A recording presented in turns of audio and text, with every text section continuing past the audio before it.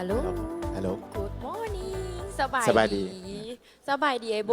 สบายดีไอโบแล้วก็ผู้เข้าห่วมทุกคนยินดีต้อนรับทุกคนเข้าสู่ Panel Discussion หัวข้อทำอิฐในมือนี้ ซึ่งจะมาในหัวข้อพลังของการตลาดดิจิตอลปั้นแบรนด์สู่ระดับโลกกับทางไอโบเลยโดยเดี๋ยวจะขอไอโบแนะนำตัวเองแล้วก็เส้นทางธุรกิจที่ไอโบเฮ็ดอยู่เพื่อให้ผู้เข้าห่วมเฮาได้รู้จักกับไอโบหลายขึ้นแน่เนาะก็เดือกัสบายดีบอแมนเนาะยังอินกับกิจกรรมเมื่อกี้อยู่เนาะก็เดือกัมีขอสบายดีทุกคนเนาะเสื้อว่าส่วนหลายกะซีเป็นน้องเนาะกัจจวันในทีนี้เนาะกัสบายดีทุกคนเนาะข้าพเจ้าชื่อว่าเจตนาเวียงสลีเนาะปัจจุบันนี้เป็นซีอีโอของบริษัทดิจิตอลเนาะอาจจะได้ยินซื้อนี้คุ้นๆกับแมนเฮาเป็นผู้ร่วมก่อตั้งเดียวกันกับทางจอห์นนี่ก่อนหน้านั้นเนาะกับแมนจากของบริษัทโลกาและกับดิจิตอลเองเนาะโดยแล้วอยากจะขอสอบถามเส้นทางการเฮ็ดธุรกิจของไอโบก่อนจะมาเป็นดิจิตอลไอโบเคยเฮ็ดอย่างมาก่อนแน่ได้เนาะก็ตัวในฟังหลายๆคนอาจจะยังบฮู้เถื่อเนาะว่าบริษัทดิจิตอลแมนเฮาเฮ็ดเกี่ยวกับเอียงแน่เนาะเพราะส่วนหลายแมนเฮาจะอยู่ในฝากฟังที่เป็น B2B หลายกว่าบริษัทดิจิตอลกับแมนได้ว่าเป็นที่ปรึกษาเรื่องการตลาดเนาะอันนี้เอิ้นว่าเป็นเบิ่งแยงในเอิ้นว่าเน้นหนักในเรื่องของตัวที่เป็นดิจิตอลมาร์เก็ตติ้งเป็นหลักว่านั้นซะเนาะแล้วก็จากแบ็กกราวด์ก่อนหน้านั้นแมนก่อนที่เฮามาปัจจุบันนี้บริษัทดิจิตอลกับแมนสร้างตั้งมาได้ประมาณเกือบ10 ปีแล้วคันสิว่ายุคย้อนกลับไปกันแม่ยุคสมัยตอนที่ iPhone เปิดตัวใหม่ๆคันสิว่าอย่างว่ามันเป็นช่วงเวลาใดเนาะที่เฮาก่อตั้งตัวบริษัทเองเนาะแบ็กกราวด์ของข้าพเจ้าเองหรือว่าผู้ร่วมก่อตั้งเองแม่นเฮาเอิ้นมาเรียนจบมาจากมหาวิทยาลัยแห่งชาติเนาะกันแม่นเริ่มต้นเอิ้นมาเรียนอยู่ในสายของเป็นโปรแกรมเมอร์เอิ้นมาแบบนั้นก็ได้เนาะในช่วงนั้นเอิ้นมายุคที่สตาร์ทอัพกำลังมีอิทธิพลหลายในทั่วโลกว่านั้นซะเนาะก็เป็นยุคเดียวกันที่อินเทอร์เน็ตเริ่มเข้าถึงง่ายสำหรับบ้านเขาเองเนาะและการเรื่องของอุปกรณ์มือถือต่างๆเริ่มมีราคาถึกลงและก็สามารถจับต้องได้เนาะมันก็เลยเป็นจุดเริ่มต้นที่ทั้งตัวพวกเขาเองในกลุ่มผู้ร่วมก่อตั้งบริษัทเองเริ่มเห็นว่าการนำใช้โซเชียลมีเดียหรือว่ายุคปัจจุบันนี้มาเป็นดิจิตอลมาร์เก็ตติ้งเริ่มมีบทบาทต่อคนเขาหลายขึ้นขั้นให้คิดจินตนาการว่าในสมัยประมาณ10 ปีก่อนหรือว่า15 ปีก่อนเขายังเบิ่งว่าการใช้โซเชียลมีเดียนี่ยังเป็นเรื่องไร้สาระเนาะเขาอารมณ์แบบไปใช้ตะกี้นี่ยังว่าเกิดคำถามอยู่ว่ามีสมบเวลาที่เราเฮ็ดธุรกิจใดหนึ่งแบบลิ่นแต่โซเชียลมีเดียเขาก็สามารถหาเงินมันได้ตอนตะกี้ยังคิดภาพบออกวันไหนปานนั้นซะเนาะอันนั้นมันมาเป็นจุดที่เขาเริ่มตัวบริษัทตัวนี้ขึ้นมาโดยมาจากที่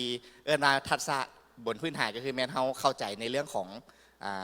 เทคโนโลยีสิเอานำใช้เทคโนโลยีแนวใดมาซอยในเรื่องของการตลาดแล้วในตอนที่ว่าไอโบกำลังบุกเบิกวงการดิจิทัลมาร์เก็ตติ้งเนาะหลายกว่า10 ปีประสบการณ์ในการเฮ็ดบริษัทแล้วก็ในการสร้างแบรนด์ลูกค้าทั้งภายในกับต่างประเทศให้มีตัวตนขึ้นมาในประเทศเฮาเองเนาะในตัวนี้ไอโบมีความคิดแนวใดว่าดิจิทัลมาร์เก็ตติ้งได้คอนเนคระหว่างแบรนด์กับลูกค้าแนวใดเนี่ยโดยเนาะวันนี้ในมุมมองของการโฆษณาเนาะในให้กันกับหลายๆแบรนด์ที่จริงปัจจุบันนี้ดิจิตอลนี่แมันรับผิดชอบหลายกว่า50 แบรนด์ในแต่ละปีเนาะส่วนหลายเสื้อว่าคันเล่าไปทุกคนจะหู้จักเบิดแหละในซื้อแบรนด์ตัวนี้แต่ว่าขอบ่ได้แจ้งบอกในทีนี้เนาะหลายๆแบรนด์กับส่วนหลายก็สิเป็นมาจากสินค้าจากฝั่งไทยแน่กับเสื้อว่าทุกบ้านมีสินค้าลูกค้าเหล่านั้นอยู่แล้วเนาะแต่ว่าเวลาที่เขาว่าเรื่องการตลาดเนาะเนื่องจากว่าสินค้าที่เป็นโลโก้แบรนด์หรือว่าสินค้าที่จากของคนลาวเองเฮาซีเฮ็ดจังไดเพื่อซอยกับเจ้าในเรื่องของการโฆษณาแน่นอนแหละว่าเรื่องของจุดเด่นของตัวสินค้าเองเนาะคันที่ว่าเวลาที่เฮาอยากเป็นผู้ประกอบการหรือว่าอยากโฆษณาสินค้าใดหนึ่งเฮาต้องเบิ่งก่อนว่าตัวสินค้าของเฮานั้นมีจุดแข็งอย่างบออันนี้ว่าแต่เฉพาะเอาง่ายๆว่าจุดเริ่มต้นของการให้ธุรกิจแม่นเฮ็ดจังไดก็ได้ให้เฮาสามารถได้ขายเครื่องก่อนเนาะฉะนั้นเราต้องเบิ่งก่อนว่าตัวสินค้าเฮานี่ให้บริการให้กลุ่มลูกค้าแบบไหนหรือว่ามีเพนพอยต์อย่างบอที่อยากไปแก้ไขให้กันกับลูกค้าเนาะเพราะว่าหลายๆสินค้ากับบอได้หมายความว่าถึกสร้างขึ้นมาเพื่อขายให้ทุกๆคนได้อาจจะเฉพาะแค่บางกลุ่มเท่านั้นเนาะอันนี้มาเป็นหน้าที่ของเฮาก็คือแม้เฮาต้องเข้าไปซอยในฐานะของมาร์เก็ตติ้งเนาะว่าเฮาต้องเข้าไปซอยแหละลูกค้าแหละว่าจุดเด่นของลูกค้านี่เป็นแบบไหนเ เฮาซีซอยลูกค้ากลุ่มเรานั่นให้หากลุ่มลูกค้าที่ถูกต้องได้แนวไหนเพราะว่ากลุ่มลูกค้ามันจะมีหลากหลายรูปแบบเนาะมันจะมีกลุ่มลูกค้าที่เอิ้นว่ามีโอกาสสูงที่จะซื้อสินค้าเราได้แน่นอนแหละว่าเฮาในฐานะนักการตลาดเนาะเฮาก็สิไปซอยกลุ่มลูกค้าเรานั่นว่าเฮ็ดจังไหนจึงจะเข้าหากลุ่มนี้ได้ดีที่สุดเนาะอันนี้เราเป็นหน้าที่ในแง่ที่เป็นlocal brand นะจ๊ะเนาะบัดนี้ในกลุ่มลูกค้าที่เฮาเบิ่งแยงอยู่ในปัจจุบันนี้ก็มีสินค้าที่ส่งออกไปขายอยู่สิงคโปร์แน่นอนแหละว่าในมุมมองของมาร์เก็ตติ้งเองเฮาก็ต้องคิดแล้วว่าสินค้าที่จะออกไปนอกต่างประเทศได้เช่นยกตัวอย่างบอจะไปสิงคโปร์หรือว่ายูไทยหรือว่ายูใส่ก็ได้ที่เป็นตลาดทั่วโลกเฮาต้องเบิ่งก่อนว่าสินค้าเฮาตัวนั้นนะมันมีแต่เฉพาะยูลาวเท่านั้นหรือว่ายูลาวสามารถผลิตได้บ่เดียวหรือว่ามีเอกลักษณ์อีหยังบ่เฮาจึงจะสามารถออกไปนอกต่างประเทศได้เนาะคันชื่อว่าหลักการยังไงกันไหมคือเฮาเป็นผู้บริโภคเลยเนาะคันเฮาหาซื้ออยู่บ้านเฮาได้แล้วเป็นอย่างเฮาต้องไปนำเข้าจากต่างประเทศคันชื่อว่าหลักการมันก็สิเป็นแบบนั้นแหละฉะนั้นแล้วหน้าที่ของผู้ประกอบการที่อยากส่งออกบริการหรือว่าสินค้าไปต่างประเทศได้เฮาก็ต้องเบิ่งก่อนว่าจุดที่เป็นยูนิคพอยต์ของเฮาเนี่ยนะมันแมนเกี่ยวกับเรื่องอย่างเนาะแล้วก็ขึ้นยกตัวอย่างพอให้เห็นภาพในที่นี่แมนโลกาเนาะทุกคนฮู้โลกาบ่ได้ยินสื่อผ่านๆอยู่เนาะมีไผเคยใส่บ่เคยใส่อยู่เนาะโลกาเนาะคันชิวาโลกาจะสังเกตได้ว่าจริงอยู่ว่าโลกาเนี่ยเป็นผลิตภัณฑ์ของคนลาวเฮาเฮ็ดบริการตัวนี้ขึ้นมาอยู่ในลาว 100% วันนั้นซะเนาะแต่ว่าจากสังเกตได้นะว่าการส่งออกบริการหรือว่าสินค้าในที่นี้มันก็มีหลากหลายรูปแบบเนาะบ่ว่าจะเป็นการส่งออกไปนอกต่างประเทศหรือว่าให้ลูกค้าจากต่างประเทศที่กระเจ้าจะมาลาวแล้วขึ้นหาเฮากันหมู่อันนั้นก็เป็นอีกรูปแบบหนึ่งที่เฮาจะผลักดันแบรนด์ของเฮาไปสู่ต่างประเทศได้นะจ๊ะสรุปก็คือแมนในหัวข้อพอยต์ตัวนี้กับแมนจุดสำคัญและแมนเฮาต้องหาจุดแข็งหรือว่าเป็นยูนิคเซลลิงพอยต์ของตัวสินค้าเฮาเองหรือว่าบริการเฮาเองเนาะอันนี้ก็เป็นจุดที่สำคัญหลายในฐานะเชื่อว่าทุกคนอยู่ในนี่กับแมนน่าจะมา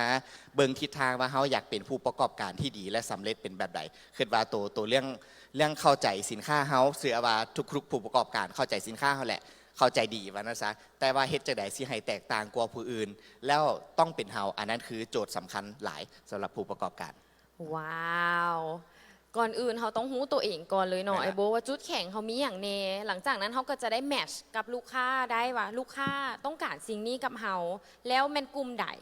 ซึ่งบิสจิตอลเองก็เฮ็ดหน้าที่เป็นดิจิตอลมาร์เก็ตติ้งเอเจนซี่เสื่อมระหว่างจุดแข็งสินค้านั้นกับกลุ่มลูกค้าที่ต้องการสินค้ากลุ่มนั้นน้อยโบนั่นเนาะแหละถูกต้องเลยแล้วสำหรับคนที่ว่าหากันเริ่มเดไอโบเริ่มสร้างแบรนด์ใหม่ๆแต่ว่าอยากให้แบรนด์เป็นที่หู้จักซึ่งเมื่อกี้ที่ไอโบเว้ามาสามารถจับจุดได้อยู่2อันที่ว่าหลักๆก็คือจะมีกลุ่มที่เป็นสินค้าภายในแล้วอยากตีตลาดลูกค้ากลุ่มต่างประเทศทั้งลูกค้าต่างประเทศที่จะมาอยู่ลาวแล้วก็ลูกค้าต่างประเทศที่อยู่ต่างประเทศเลยแล้วก็จะมีสินค้าต่างประเทศที่มาตีตลาดในลาวเนาะตัวนี้ถ้าว่าแบรนด์ของคนลาวที่ว่าอยากเริ่มตีตลาดทางภายในกับต่างประเทศควรจะเริ่มแนวใดเนี่ยไอโบเนาะจุดจริงในฐานะของผู้ประกอบการที่อยากมาโฆษณาเนาะโฆษณาแน่นอนแหละว่ากลับมาหัวข้อในเรื่องของตัวดิจิตอลมาร์เก็ตติ้งแล้วว่า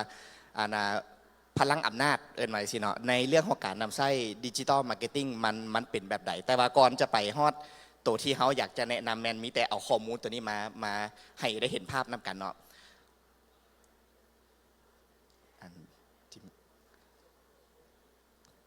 ขอขึ้นสไลด์บัตรหนึ่งเนาะ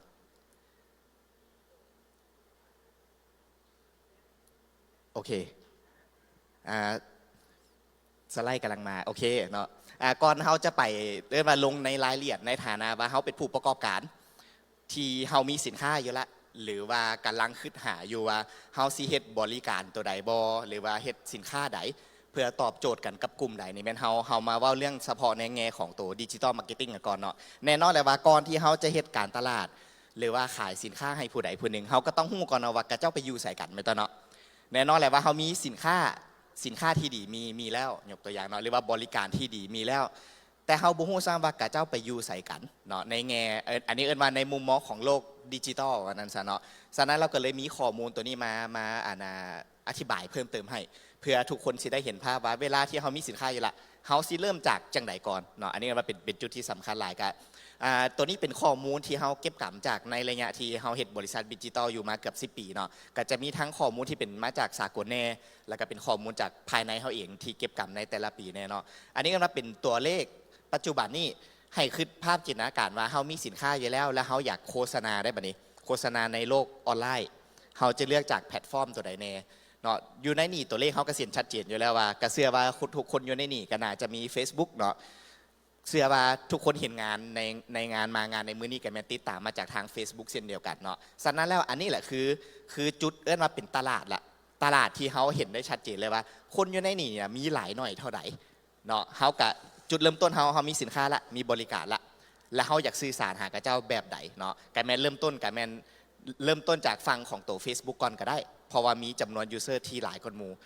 ในประเทศเราในณปัจจุบันนี้เนาะแล้วก็แน่นอนแหละว่าตอนนี้ทุกคนกับปัสจากบ่ได้ที่มีการไปใช้แพลตฟอร์มอื่นๆนอกเหนือจากทาง Facebook เองก็สิเป็นในฟังของ TikTok เนาะเขาก็สิฮู้แล้วเนาะว่าการนำใช้งาน Facebook มันก็สิเป็นอีกแบบหนึ่งการใช้ TikTok ก็สิเป็นอีกแบบหนึ่งเนาะเช่นยกตัวอย่างว่าเฮาเวลาที่รับข่าวสารยังเป็นทางการจากแบรนด์บอจาก NGO บอจากหลายๆช่องทางสลายเขาอาจจะลืมเว็บไซต์ไปเนาะเสียบายอยู่ในนี่ก็สิเป็นกลุ่มคนที่เป็นเจนซี่ส่วนหลายเนาะเวลาที่พวกน้องซอกหาข้อมูลอาจจะบ่ได้ซอกใน Google ละบางทีพิมพ์ภาษาลาวไปมันบ่ค่อยมีเนาะอันนี้เขาก็เข้าใจเพราะว่ายุคเฮานี่เขาโดดข้ามเลยเขาบ่ค่อยได้มีเว็บไซต์หลายจากคือเพื่อนบ้านจากไทยบอจากต่างประเทศบอเนาะถ้าเป็นภาษาอังกฤษบอภาษาไทยนี่มีข้อมูลหลายแต่ว่าในบ้านเฮาเนาะว่าการเสิร์ชหาข้อมูลยัง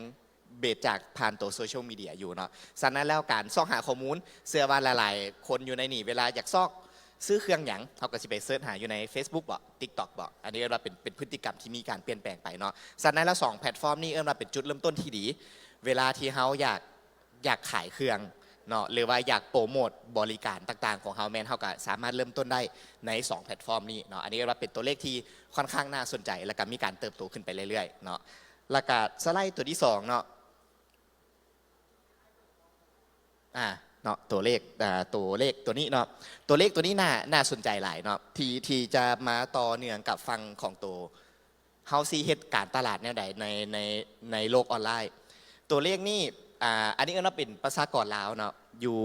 ยู่แท่งด้านเทิงสุดอยู่ทางกลางเลยเนาะจะสังเกตว่าภาษากรลาวปัจจุบันนี่มีประมาณเกือบ8 ล้านแล้วเนาะหรือว่าเอา8 ล้านเป็นตัวจุดเริ่มต้นก่อนเพื่อสิได้หารตัวเลขกันได้ชัดเจนเนาะสมมุติว่าประชากรลาวเฮามี8 ล้านคนแล้วนะปัจจุบันนี้เนาะจะสังเกตได้เนาะว่าอัตราการใช้งานอินเทอร์เน็ตยูเซอร์นี่นะมีหลายกว่า 60%แปลว่าหยังแปลว่าเวลาที่เฮาอยากโฆษณาสินค้าใดบางอย่างผ่านโลกออนไลน์เฮามีโอกาสสูงหลายที่จะสามารถเข้าหากลุ่มคนเหล่านี้ได้เนาะจินตนาการว่า 60%จาก8 ล้าน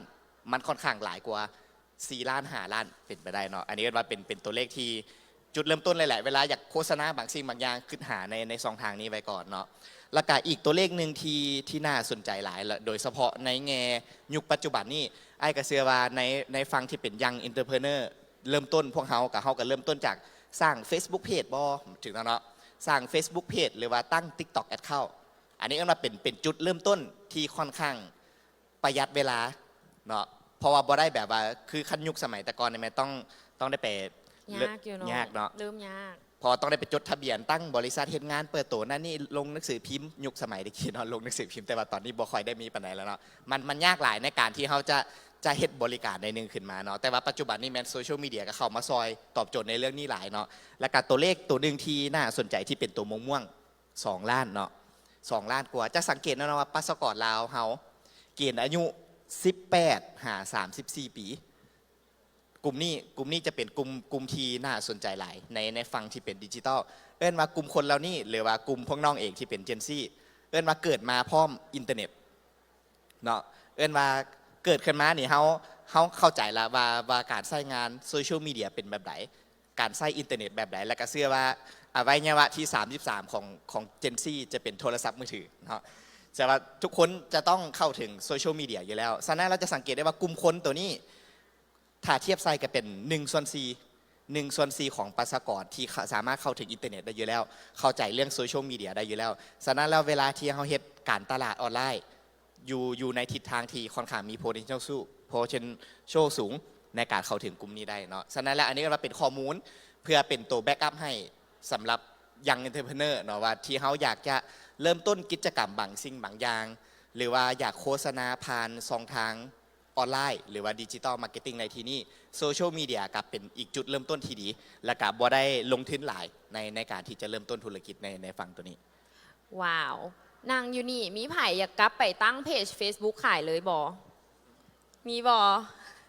เริ่มได้เลยกลับไปนี่หรือว่าไซต์อินเทอร์เน็ตเฮาตอนนี้ตั้งได้เลยเริ่มได้เลยเนาะกลายเป็นผู้ประกอบการทันที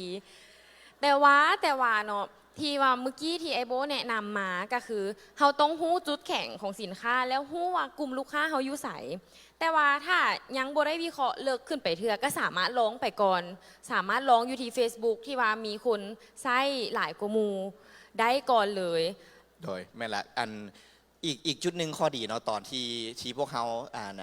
เฮ็ดบริษัทดิจิตอลเนาะที่จริงโบแมนเฮาตอนนั้นแมนย้อนกลับไปกับประมาณตอน26 ปีที่เขาเริ่มเฮ็ดบริษัทดิจิตอลเนาะเขากับโบแมนมาเฮ็ดดิจิตอลแล้วก็อยู่มาฮอนทุกมื้อนี้เลยมันมีหลายอย่างที่เฟลเกิดขึ้นอยู่ในหันเนาะอันนี้ขอเราเพิ่มเพื่อเป็นเอิ้นมากำลังใจให้กันกับยังอินเตอร์เพเนอร์ที่เวลาเขาเริ่มโปรเจกต์เดือนนึงแล้วมันไปบ่รอดนี่นะเขาจบอยู่หันเลยบอลหรือมันเป็นแบบไหนเนาะที่จริงก่อนจะมาเฮ็ดบริษัทดิจิตอลเขาเฮ็ดหลายโปรเจกต์หลายเป็น10กว่าได้อารมณ์แบบเสาร์อาทิตย์และนัดมูไปเฮ็ดโปรเจกต์บางสิ่งบางอย่างเนาะอันนี้ว่าเป็นสิ่งที่เขาฝึกฝนตัวเองตลอดอยู่แล้วเนาะฉะนั้นแล้วเวลาที่เขาอยากเริ่มทดลองบางสิ่งบางอย่าง อาจจะบ่ต้องแน่นอนแหละว่าเขาอาจจะมีการเฮ็ดเซอร์เว่ในคนอ้อมข้างเนาะว่ากระเจ้ามักสินค้านี่บอมักบริการนี่บอเขาต้องหาปัญหาแท้ๆว่ากระเจ้าต้องการอยู่บอถ้าไปถามมูคูถามคนใกล้เคียงกระเจ้าก็ยังบ่ซื้อบริการหาแล้วมันก็ยากที่จะเฮ็ดเป็นธุรกิจใดหนึ่งได้เนาะฉะนั้นแล้วในยุคปัจจุบันนี้แมนการที่จะเริ่มบริการใดหนึ่งหรือว่าธุรกิจใดหนึ่งแมนสามารถทดลองได้ผ่านตัว Facebook Page ไปก่อนก็ได้หรือว่าในโซเชียลมีเดียก่อนก็ได้เวลาที่เขาเฮ็ดไปแล้วเขาจะฮู้ดอกว่าอันใดคือสิ่งที่กับเจ้ามักหรือว่าบางครั้งมันแมนเขาอยากเฮ็ดซื่อๆมันบ่แมนปัญหากับเจ้าหรือว่ามันบ่ได้เป็นบริการที่กับเจ้าต้องการแท้ๆเขาก็สามารถมาปรับเปลี่ยนได้ในตอนนั้นเลยเนาะแล้วก็อีกตัวหนึ่งที่ยุคตอนที่เขาเริ่มต้นตัวบริษัทใหม่ๆเขาเฮ็ดแอปพลิเคชันตัวหนึ่งคล้ายๆคือ Google Map ปัจจุบันนี้อันนั้นว่าเป็นจุดแรกที่เขาเฮ็ดให้มันเป็นคือเป็นธุรกิจแท้ๆแต่เขาก็ไปต่อบ่ได้เนาะเขาหันสมัยตอนนั้นหันแมนโจทย์เพนพอยที่เขาเฮ็ดตัวธุรกิจตัวนั้นหันแมนอารมณ์แบบประมาณว่าสมมุติว่าอย่างรถเขาหัวเขาอยากหัวห้านที่อยู่ใกล้สุดเขาตอนนี้นะมีห้านใดเปิดแน่มันอารมณ์แบบคอนเซปต์ง่ายๆแบบนั้นแหละอันนั้นมาเอิ้นว่าตอนที่เขาคือตอนนั้นมัน Google Map บ่ได้มีข้อมูลหลายคือปัจจุบันนี้อันนั้นมันคือเพนพอยที่เขาอยากแก้ไขเขาก็เลยว่าเฮ็ดแอปพลิเคชันตัวนี้ขึ้นมาแต่สุดท้ายแล้วก็ไปบ่รอดเอิ้นว่าเจ๊งก็ว่าได้วันนั้นซะเนาะฉะนั้นแล้วก็มาเฮ็ดตัวธุรกิจดิจิตอลอยู่ในปัจจุบันนี้ก็ถือว่าเป็นบริษัทหนึ่งที่ประสบผลสำเร็จแล้วก็มีลูกค้าหลายแบรนด์แฮงที่ว่ามาใช้บริการดิจิทัลในการเฮ็ดดิจิทัลมาร์เก็ตติ้งเนาะซึ่งคือไอ้โบว่าไปว่าถ้าว่าซื้อแบรนด์ไปนี้ทุกคนฮู้แน่นอนแล้วก็แมนแท้ๆเนาะเป็น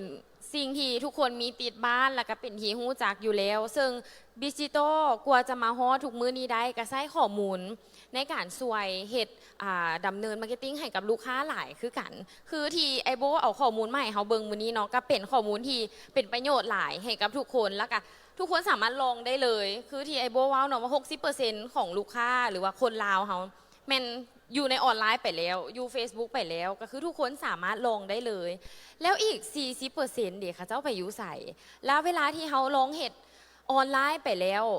หลายๆแบรนด์ตอนนี้ก็จะเห็นว่ามุ่งไปที่ออนไลน์อย่างเดียวเลยซึ่งกระดีผลตอบรับกระดีคือกันแต่ว่าระบัดนี้ออฟไลน์เดย์ไอโบ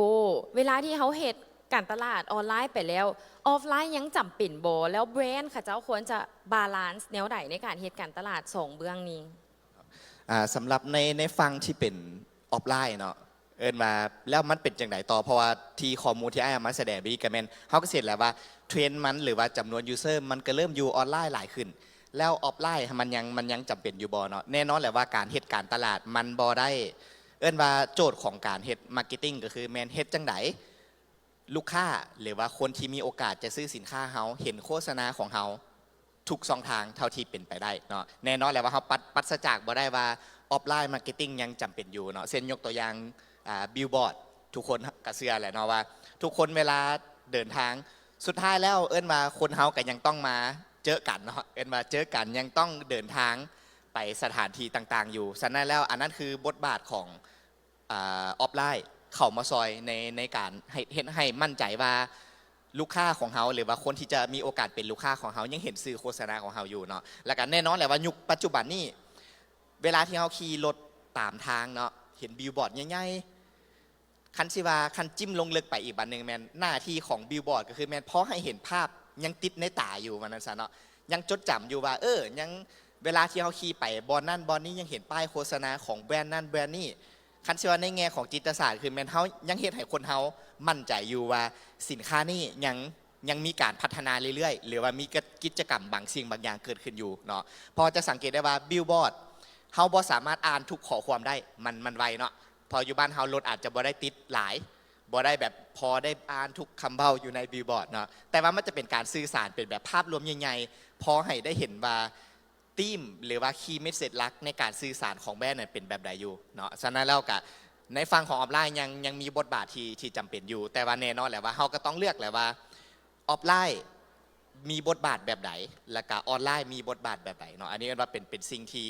ปัจจุบันนี้เอิ้นว่าจริงอยู่ว่าเฮาเริ่มตอนหลังโควิดนี่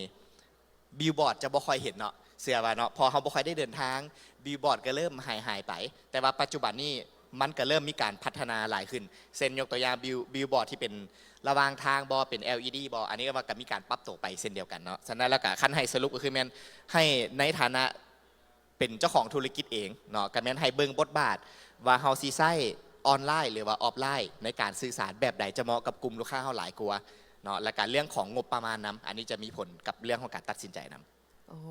ว้าวถึงแม้ว่าเขาจะเน้นไปทางออนไลน์ออฟไลน์กะยังขาดบ่ได้และอันนี้กะขอยืนยันอีกเสียงหนึ่งว่าเขายังขาดออฟไลน์บ่ได้เพราะว่างาน Entrepreneur Weekend Summit ของพวกเขาก็ยังใช้ออฟไลน์คือกันก็คือบิลบอร์ดมีไผเห็นงานเขาขึ้นบิลบอร์ดบ่เห็นมีจักจุดมีไผตอบได้บ่มีจักจุดตอบได้มีรางวัลวะตอบได้มีรางวัล โดยงานของพวกน้องกับไซบิลบอร์ดคือกันแล้วก็ได้ยินเสียงหลายคนที่เขาเจ้าขี่รถก่ายแมนคือไอ้โบว้าวคือรถเขาบ่ได้ติดเขาก็เลยเห็นผ่านตาแต่เขาเจ้าก็แบบเห็นอยู่ได้ก็คือเขามีอยู่ประตูสายอยู่พลเข็งอย่างซี่นะซึ่งก็ได้ผลคือที่ไอ้โบว้าวอีหลีว่าได้ทางออนไลน์แล้วก็ได้ทางออฟไลน์และเชื่อว่าในอนาคตทั้งสองเบื้องเองก็จะถึกนำไส้หลายขึ้นในเวทวงของมาร์เก็ตติ้งเพื่อช่วยให้แบรนด์ของลูกค้าเป็นที่จดจำให้กับลูกค้าหรือว่าการสร้างแบรนด์ awareness นั่นเองเนาะแล้วบัดนี้ในมุมของเอเจนซี่เนาะหรือว่าเป็นบริษัทดิจิทัลเองในตอนนี้เวลาที่มีลูกค้าเข้ามาการที่บริษัทเฮาเฮดมาร์เก็ตติ้งให้ไอโบเน้นไปทางใดหลายโบระหว่างออนไลน์กับออฟไลน์มีการแนะนำลูกค้าแนวไหนว่าสินค้าวิเคราะห์มาแล้วควรจะเน้นไปทางใดนี่ในฟังของตัวบริการดิจิทัลเองเนาะส่วนหลายมันจะเป็นคล้ายๆคือเฮาแก้โจทย์นะคล้ายๆคือเฮานี่จริงอยู่ว่าเฮาอยู่ในฐานะเป็นดิจิทัลมาร์เก็ตติ้งเอเจนซี่เนาะแต่ว่าเวลาที่เฮาล้มกันกับลูกค้านี่มันเบิ่งคือกับการแก้โจทย์ให้กันกับลูกค้าเช่นยกตัวอย่างมาลูกค้านี่มาพร้อมโจทย์เลยว่าข่อยนี่มีสินค้าแบบนี้กลุ่มลูกค้าข่อยหน้าตาเป็นแบบนี้ข่อยสิเฮ็ดแนวใดเพื่อขายเครื่องให้กับเจ้าได้หรือว่าอยากสื่อสารแนวใดให้กับเจ้าจือว่าข่อยมีกิจกรรมแบบนี้อยู่อันนี้ว่ามันเป็นโจทย์จุดเริ่มต้นเลยที่ลูกค้าจะวางไว้มาให้เฮาเนาะแน่นอนแหละว่าในฐานะเฮาเป็นมาร์เก็ตเตอร์เองเฮาก็ต้องรับโจทย์ตัวนี้มาแล้วมาเลือกช่องทางอีกแบบนึงตัวเมื่อกี้ที่เขาเอาข้อมูลให้เบิ่งเนาะว่าจริงอยู่ว่าคนอยู่ใน Facebook หลายแต่บ่ได้หมายความว่าการสื่อสารของเขา 100% ต้องอยู่ใน Facebook เนาะเพราะว่าในแต่ละแพลตฟอร์มจะมีคาแรคเตอร์ที่แตกต่างกันไปเนาะพอจะสังเกตได้ว่าคันพอให้ตีเห็นเป็นภาพใหญ่ๆคือมัน Facebook มันการสื่อสารเป็นแบบค่อนข้างทางการแน่เนาะแต่ว่าในฝั่งของ TikTok มันก็อีกโลกหนึ่งคนละเรื่องกันปานนั้นซะเนาะฉะนั้นแล้วในฐานะเฮาเองเฮาก็จะมาเลือกแหละว่าโจทย์ของลูกค้าเป็นแบบนี้เฮามีคำแนะนำแบบใดให้กันกับลูกค้าเนาะและก็สำคัญที่สุดฮะละแมนเอิ้นว่า เฮาสิใช้เงินลูกค้าแนวใดให้คุ้มค่าที่สุดอันนี้เอิ้นว่าเป็นโจทย์สำคัญเลยเพราะว่าการว่าจ้างหรือว่าการเฮ็ดธุรกิจมันก็ต้องเว้าเรื่องต้นทุนเนาะว่าเฮามีงบประมาณเท่านี้เฮามีเงินเท่านี้นี่ควรใช้ซองทางใดคุ้มค่าที่สุดและเอฟเฟกตีฟที่สุดอันนี้ว่าเป็นโจทย์สำคัญเลยที่ดิจิตอลต้องได้เข้าไปซอยเนาะและกันแน่นอนว่ายุคที่เป็นดิจิตอลทุกสิ่งทุกอย่างที่เฮาเอาลงไปในโลกออนไลน์มันจะต้องมีข้อมูลอันนี้ค่อนข้างสำคัญหลายเลยเนาะในเบื้องต้นเฮาเบิ่งว่าการตลาดเป็นแค่การส่งออกไปให้คนได้เห็นโฆษณาของเฮาแต่ว่าอีกจุดหนึ่งที่ดิจิตอลให้ความสำคัญหลายคือแม่นส่งไปแล้วและได้อย่างกลับมาเนี่ยเนาะได้อย่างกลับมาในที่นี่บ่ว่าจะเป็นตัวเลขการเบิ่งเห็นเนาะหรือว่าแม้กระทั่งเฮ็ดจังได๋สิซอยลูกค้าขายเครื่องผ่านระบบออนไลน์บางสิ่งบางอย่างได้อันนี้ก็ว่าเป็นสิ่งที่เฮาเน้นหนักในฝั่งของตัวที่เป็นออนไลน์แน่นอนแหละว่าออนกล้าวเนาะหรือว่าเป็นในแง่ออฟไลน์เสื้อว่าอยู่ในนี่อาจจะเคยไปบูธบางอย่างอยู่ปากสั้นบ่เนาะอยู่ตามห้างตามอย่างต่างๆก็สิมีกิจกรรมหลายๆอย่างที่เกิดขึ้นอยู่ในหันอันนั้นก็เป็นอีกจุดหนึ่งที่เขาจะแนะนำให้กันกับลูกค้าแหละว่าเขาควรจะใช้ผสมผสานกันบ่ระหว่างทั้งออนไลน์เนี่ยแล้วก็ออฟไลน์เนี่ยหรือว่าบางครั้งออนไลน์เป็นโตเอิ้นว่าเป็นโตให้คนฮู้ข่าวสารแล้วไปเจอกันในมือออฟไลน์อันนั้นว่าเป็นการผสมผสานกันว่าเฮาสิใช้สองอย่างนี้ซอยกันได้แนวใดแต่สรุปมาแล้วก็คือทางนี้ทางนั้นก็ขึ้นกับแบรนด์จุดเด่นเป็นอย่างกลุ่มลูกค้าอยู่ใส่น้อยโบเนาะต้องรู้ก่อนว่า unique selling point ของแบรนด์ตัวเองของสินค้าตัวเองเป็นอย่างแล้วก็ match กลุ่มลูกค้าเหล่านั้นให้ถือกับจุดแข็งของตัวเองเพื่อกลุ่มลูกค้าเหล่านั้นจะกลายมาเป็นลูกค้าเฮาในอนาคตเนาะแล้วในเซสชันนี้สิ่งที่น้องถอดมาได้อันหนึงก็คือ ผู้ประกอบการที่เริ่มต้นอยากสร้างแบรนด์อยากเฮ็ดมาร์เก็ตติ้งให้ตัวเองเริ่มได้เลยผ่านทางออนไลน์ว่าจะเป็น Facebook TikTok หรือคือไอโบแนะนำก็คือเริ่มที่ Facebook ก่อนเนาะที่ว่ามียูเซอร์หลายกว่าหมู่แล้วก็น่าจะสร้างแบรนด์ awareness ได้ดี ตัวนี้คิดว่าน้องๆหรือว่าทุกคนที่เข้ามาฟังในมื้อนี้ก็สามารถเอาบทเรียนหรือว่าข้อคิดที่ไอโบเนาะให้มื้อนี้กลับไปนำไซและเป็นอีกอย่างที่เฮ็ดได้เลยลงมือได้ทันทีเนาะซึ่งกับรีเลทกับทีมงานเขาก็คือเขาอยากส่งเสริมให้ทุกคนได้ไอเดียแล้วลงมือเฮ็ดเนาะเมื่อวานนี้ไอวิลเลียมได้เล่าให้ฟังในเรื่องของน้องๆที่อยากปิ่นหัวแถวก่อนจะเป็นหัวแถวไปต่อแถวก่อนมื้อนี้ต่อได้ละเด้อทุกคนเริ่มต่อได้เลยเอาอันนี้กลับไปเฮ็ดได้เลยไผ่ที่ว่ามีแบรนด์อยู่หรือว่าอยากจะเริ่มเฮ็ดก็สามารถเฮ็ดได้เลยแล้วในนามที่เป็นผู้ประกอบการเองอันนึงที่ไอโบให้คำแนะนำก็คือเบิ่งเรื่องบัดเจ็ตพร้อมเนาะทางออนไลน์ทางออฟไลน์จะเฮ็ดทางใดก็สามารถเบิ่งได้ว่าอันใดที่เหมาะสมกับเฮาแล้วหลังจากนั้นโบแมนเฮ็ดไปซื้อๆออนไลน์ก็ต้องกลับมาเบิ่ง engage นำว่าเฮาเฮ็ดไปแล้วผลตอบรับเป็นจังไดซึ่งว่าอันนี้ขอขอบใจไอโบหลายๆที่ว่ามาให้ข้อคิดแล้วก็เป็นข้อคิดที่ practical สุดๆนำไปเฮ็ดได้เลยซึ่งตอนนี้คิดว่าหลายคนก็โบอยากฟังน้องถามละข้าเจ้าอยากถามเองละน้องว่าแมนบอมีไผ่มีคำถามบอเริ่มเปิดฟลอร์ถามเลยเพราะว่าได้ยินข่าวมาว่าเมื่อวานนี่คนถามหลายเนาะก็เลยบอกน้องปุ้ยว่าคันสั้นเฮามีเวลาน้อยนึงเพื่อให้ทุกคนได้ผู้ใดมีคำถามก็สามารถถามมาได้เลยเนาะซึ่งว่าโดนไอโบออกงานเธอหนึ่งไผ่มีคำถามญาติโอกาสนี้ยกมือเลยเริ่มเลยไอเสือดำทั้งหลังเลย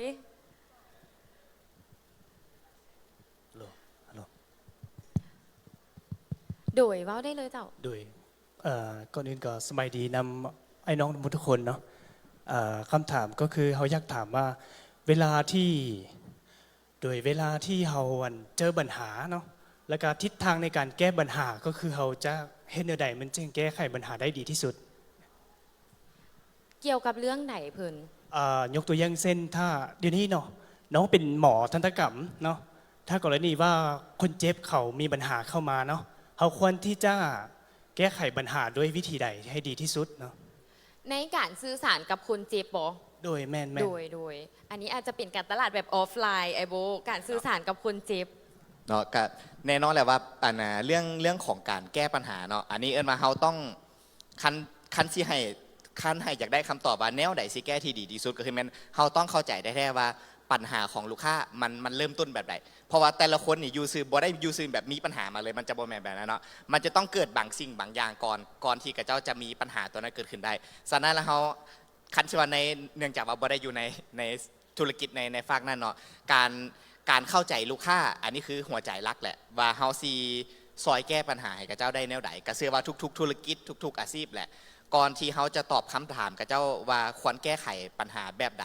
ควรถามกับเจ้าก่อนว่าปัญหานี้เริ่มต้นแบบใดก่อนเนาะหลังจากเข้าใจว่าจุดเริ่มต้นก่อนที่มันจะเป็นปัญหาเนี่ยนะมันเกิดอย่างขึ้นก่อนแล้วเขาจึงจะสามารถให้คำแนะนำได้แบบถูกต้องกับสิ่งที่กับเจ้าต้องการได้แท้เพราะว่าหลายๆครั้งเวลาที่อารมณ์กับลูกค้าเนาะ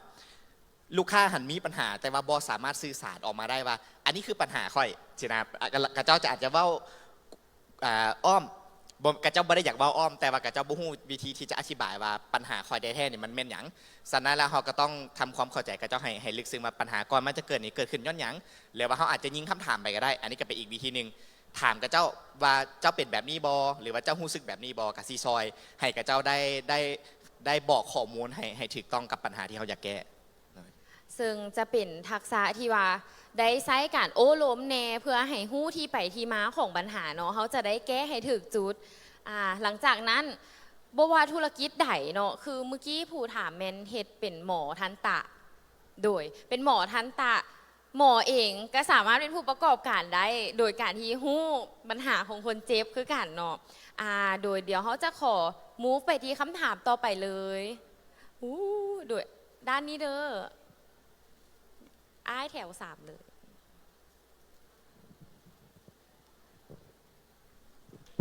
เซสชันไอโบนี่คนสนใจหลายแฮงฮัลโหลโอเคเนาะน้องอยากถามเกี่ยวกับมาร์เก็ตติ้งเนาะแล้วก็ในเรื่องของการอบรมในเรื่องของออฟไลน์นะคือปัจจุบันเนาะคือถ้าหากว่าเราจะสร้างแบรนด์หรือว่าขายสินค้าตัวใดตัวหนึ่งเนาะในการโปรโมทลงในโซเชียลมีเดียเนาะอย่างเช่น Facebook และก็ TikTok เนาะคือ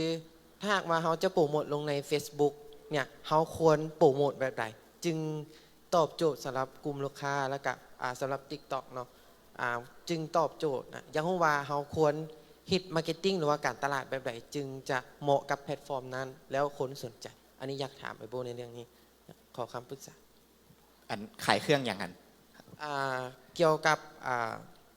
ในเรื่องของสุขภาพโอเคถือว่าเป็นเทรนเนาะเป็นเทรนใหญ่เกี่ยวกับเรื่องสุขภาพคันชิว่าเรื่องว่าเขาให้คิดซะว่าFacebook กับ TikTok หรือว่าโซเชียลมีเดียนี่ว่าเป็นปลายทางแล้วที่เขาจะใช้ในการสื่อสารหากันกับกลุ่มลูกค้าเนาะแต่ว่าก่อนเขาจะไปฮอดเลือกแพลตฟอร์มนี่เขาต้องมาศึกษาในตัวบริการเขาก่อนว่าตัวบริการเขานี่คนประเภทแบบไหนที่กับเจ้าสนใจกับตัวบริการนี้เช่นยกตัวอย่างเกี่ยวกับเรื่องสุขภาพอันนี้เขาตีมุมมองว่าเป็นเกี่ยวกับสุขภาพเรื่องแก้ปัญหาเรื่องสุขภาพจิตสมมุติยกตัวอย่างหรือว่าเป็นสุขภาพบางสิ่งบางอย่างเขาต้องศึกษาเพิ่มเติมก่อนว่ากลุ่มคนที่เขาอยากขายบริการให้นะกระเจ้าอยู่ใส่กันหรือว่ากระเจ้าให้ความสนใจเกี่ยวกับเรื่องหัวข้อตัวใดและแมนเขาจับยิบจากสิ่งที่เขาเบิ่งว่ากระเจ้าน่าจะมีความสนใจเกี่ยวกับเรื่องหัวข้อตัวนี้แล้วจึงมาสร้างเป็นคอนเทนต์ในโลกออนไลน์มันเป็นซะแน่นอนแหละว่าในโลกออนไลน์บอจะเป็นทาง Facebook ก็ได้ทาง TikTok ก็ได้อันนี้มันแล้วแต่ให้เบิ่งว่าโซเชียลมีเดียเป็นแค่ปลายทางแล้วที่เขาจะเอาข้อมูลไปปล่อยในตามช่องทางตัวนั้นแต่ว่าสิ่งสำคัญที่สุดแล้วแม่เขาต้องตีโจทย์ให้แตกก่อนว่าตัวที่เขาอยากบอกกับเจ้านี่นะมันแมนเรื่องหยังและกับเจ้าจะสนใจเกี่ยวกับเรื่องนี้แท้หรือบออันนี้ก็มาเป็นสิ่งที่ต้องคิดย้อนกลับในนึงเพราะว่าตอนเขาอาจจะคิดแค่ว่าเขาอยากเฮ็ดลง Facebook ลง TikTok เด้อแต่ว่าให้เขาคือสเต็ปย้อนหลังก่อนว่าตัวเซอร์วิสหรือว่าตัวบริการเขาแท้ๆนี่นะเขาสิเฮ็ดนี่นะมันตอบโจทย์กับกลุ่มใดบ่หรือว่าหัวข้อที่กระเจ้าสนใจมันจะเป็นเกี่ยวกับเรื่องตัวใดกับแม่นกลับมาลงรายละเอียดกับเรื่องของคอนเทนต์ก่อน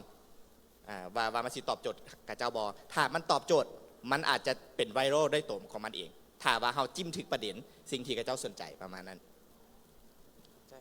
ซึ่งอาจจะเป็นในเรื่องของการแนะนำสินค้าหรือว่าสิ่งที่แบรนด์เองอยากบอกกับลูกค้าแล้วก็บางอันที่ว่าลูกค้าอยากรู้เกี่ยวกับแบรนด์หน่อยโบนอโดยเดี๋ยวอาจจะขอคำถามสุดท้ายเอาแถวกลางเนาะไอ้เสื้อขาวเลย สบายดีก็อยากถามไอโบเนาะคือในปัจจุบันเนี่ยมีผู้ประกอบการหลากหลายในการสร้างเนื้อหาออนไลน์นะอยากถามไอโบว่าเขาเจ้าควรโฟกัสอันใดก่อนระหว่างการสร้างเนื้อหากับการสร้างแบรนด์ CI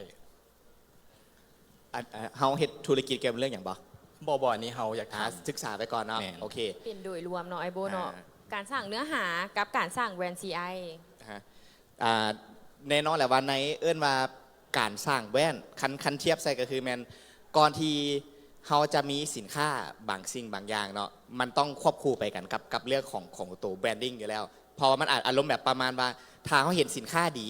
แต่เขาจะไปซอกซื้ออยู่ใส่หรือว่ากระเจ้าแมนไผ่วะอันนี้มันก็เป็นอีกจุดหนึ่งที่มันโบครบลูกในแง่ของการเฮ็ดมาร์เก็ตติ้งวันนั้นซะเนาะฉะนั้นแล้วคันถามว่า เราต้องโฟกัสในเรื่องไหนในจุดเริ่มต้นของการที่เราสร้างแบรนดิ้งขึ้นมาเนาะให้เลือกเลยก็คือแมนจุดเริ่มต้นแน่นอนเสือว่าเราจะเริ่มมีสินค้าเนาะสินค้าในที่อาจจะเป็นเซอร์วิสสมมติยกตัวอย่างว่าเรามีเป็นสินค้าบางสิ่งบางอย่างแน่นอนแหละว่าการโปรโมทก็ต้องควบคู่ไปกันกับแบรนด์นำเนาะว่าเราซีเฮ็ดคอนเทนต์แนวไหนแล้วก็จะสิกลับมาซื้อผ่านช่องทางใดกับเฮาบอลหรือว่าเฮานี่แมนตัวตนเป็นผู้ใดเนาะฉะนั้นแล้วคันให้เทียบ priority คือแมนควรจะควบคู่กันไประหว่างของการเฮ็ดตัวแบรนดิ้งของตัวบริการของเฮาเองเนาะแล้วก็ตัวสินค้า เพราะว่าถ้าขาดอันใดอันหนึงกับบ่ไปต่อได้ยากแบบนั้นซะในเรื่องของสองอย่างนี้ โดยขอบใจไอโบสรุปกับแมนต้องได้เบิงควบคู่กันไปเนาะแล้วก็อาจจะค่อยๆเริ่มเฮ็ดแล้วก็เบิงผลตอบรับนำโดยสำหรับเซสชัน Panel Discussion เฮาวันนี้ก็ขอจบลงเพียงเท่านี้เนาะขอบใจไอโบหลายๆ ที่ได้มาแบ่งปันให้กับผู้เข้าร่วมเฮาในหัวข้อดิจิทัลมาร์เก็ตติ้งเนาะและเชื่อว่าจะเป็นประโยชน์ให้กับหลายๆ คนได้เอาไปปรับใช้หลังจากงานไผ่ที่เอาไปปรับใช้แล้วผลตอบรับเป็นแนวไหนได้เป็นผู้ประกอบการคนใหม่แล้วก็สามารถเว้าให้พวกเฮาฟังได้ว่าไอ้โบพวกน้องเอานี่ไปใช้เด้อตามไอ้บอกและได้ผลตอบรับแบบนี้ พวกเฮายินดีที่จะรับรู้ความสำเร็จของทุกๆคนไปน้ำกันเนาะและหวังว่าโอกาสหน้าเขาจะได้เกสสุดพิเศษมาแชร์แบบนี้นำขอขอบใจทุกคนแล้วก็ขอขอบใจไอ้โบเนาะ ขอบใจเบอร์ทุกคนเลย